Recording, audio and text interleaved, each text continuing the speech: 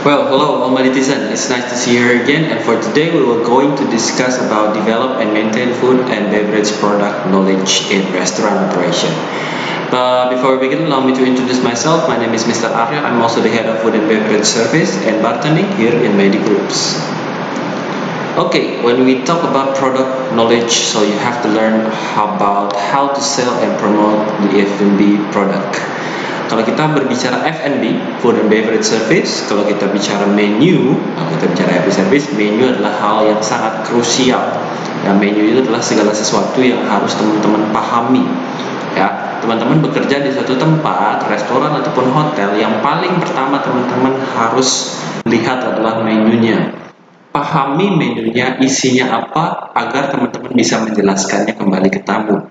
Jangan sampai teman-teman taking order, misalnya ada tamu pesan apa, terus tamunya bertanya, teman-teman tidak bisa menjelaskan.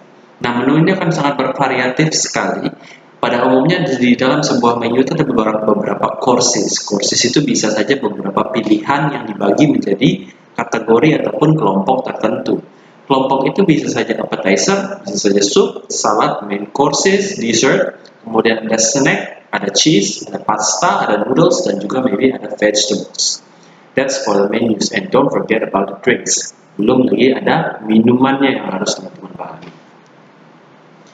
Ya, yang kedua kita lanjut ke pemahaman terkait minuman. Kalau kita bicara minuman, ada dua, ya, ada alcoholic dan juga non-alcoholic beverage. Sama halnya dengan menu tadi, di menu pasti akan ada makanan dan minuman, tidak hanya dari makanan, minuman juga harus teman-teman pahami. Baik itu dari alkohol, yang alkohol dan juga yang non-alkohol, itu berarti tidak ada kandungan alkohol yang ada di dalam minuman tersebut. Ya, itu harus teman-teman pahami dari cara pembuatannya, ingredients-nya, bahan yang digunakan, dan bagaimana cara membuatnya, itu harus paham. Ya. Lanjut, yang ketiga adalah job role as F&B attendant. So, tugas teman-teman ketika teman-teman bekerja di F&B service. Yang pertama adalah head waiter, itu atau juga bisa disebut sebagai room supervisor atau maitre d' of the hotel. Kalau kita bicara head waiter, berarti segala sesuatu yang dilakukan di restoran itu dikepalai oleh seorang head waiter ataupun seorang maitre d'.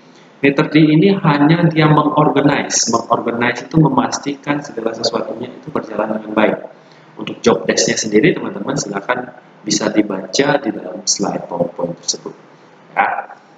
Kemudian yang akan teman-teman lakukan untuk pertama kali adalah menjadi food waiters. Nah, kalau kita bicara seorang waiter ataupun waitress, job desk-nya akan sangat banyak. Ya, mulai dari yang paling awal ketika tamu itu datang sampai tamu itu meninggalkan area restoran. Ya, teman-teman bisa baca di slideshow-nya, ada mungkin 20 job desk yang harus teman-teman pahami. Ya, itu harus teman-teman bisa lakukan. Karena keterbatasan waktu, saya tidak akan membahas satu persatu, tapi teman-teman bisa cek pada akhirnya di PPT untuk mengetahui apa sih job desk dari seorang food waiters. Di bawah food waiters adalah runners.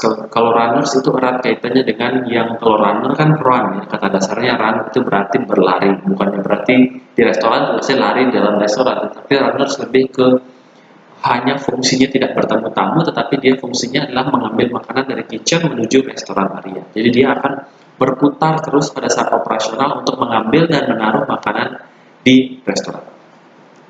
Selanjutnya akan ada bartenders. Waiter dan waitress itu dalam restoran yang besar itu biasanya tidak menjadi job desk mereka untuk membuat minuman. Dia dalam restoran yang kecil mungkin saja merangkap, artinya membuat minuman juga. Tetapi di hotel bintang 5 ataupun kapal pesiar ada namanya bar attendants. Mereka yang akan memfokuskan diri untuk membuat segala macam minuman yang dipesan oleh tamu, baik itu minuman yang alkohol maupun minuman yang non-alkohol. Kemudian kalau kita bicara menu, untuk yang keempat itu menu itu ada berbagai variasi dari menu a la carte ataupun menu yang set menu. Ya, kalau menu a la carte itu berarti lengkap dari appetizer, soup, main course, sampai salad dan dessert itu ada. Kalau set menu ataupun table avoid itu berarti sudah dalam paket kan, misalnya paket A, paket B, paket C, itu sudah jadi satu kesatuan. Ada makanan dan minuman yang ada di sana. Kemudian yang kelima adalah provide customers with relevant food and beverage. Jadi kalau kita bilang seorang waiter, waitress itu harus paham terkait menu, tentu saja Kenapa? Karena teman-teman akan menjelaskan kembali kepada tamunya. Tamunya kadang-kadang tidak paham apa yang ditulis di menu, karena kan itu sangat apa ya? Tidak semua orang paham terkait makanan dan minuman. Itu kenapa tugas teman-teman adalah menjelaskan kembali. Oh, ini adalah sebuah makanan yang diolah dari daging ayam misalnya. Cara pembuatannya seperti ini, kemudian akan di-serve dengan rice atau di-serve dengan potato dan lain sebagainya. So you offer advice. Contohnya nih tamunya, saya seorang vegetarian, artinya dia hanya makan sayur, dia tidak makan hewan ya, tidak makan binatang. Jadi hanya fokus ke sayur. Jadi teman-teman harus bisa memberikan rekomendasi yang cocok dengan apa yang diinginkan. Jangan sampai dia vegetarian tetapi teman-teman serve steak, itu sudah tidak sesuai dengan anjuran. Ya. Dan yang terakhir adalah provide advice menu reflect the special dietary and cultural requirements of customer. Ada dua poin di sini. Yang pertama adalah special dietary dan yang kedua adalah cultural requirements. Kalau kita bicara special dietary itu berarti bisa saja saya alergi sama seafood, saya alergi sama garam. Jadi teman-teman harus memberikan rekomendasi makanan yang tidak ada kandungan tersebut. Kalau cultural values misalnya saya berasal dari agama yang muslim, saya beragama muslim, itu berarti jangan menawarkan makanan yang ada hidangan babinya. Apa hidangan yang ada babi? Bisa saja bacon ataupun segala sesuatu makanan yang ada babinya. Atau muslim kan biasanya tidak minum alkohol, so you don't offer alcohol. Jangan pernah offer alkohol kepada cultural requirements, contohnya adalah yang beragama muslim. Baik, thank you very much, all netizen. That's the first material that we're going to discuss for today. Thank you very much. I will see you again on our next meeting.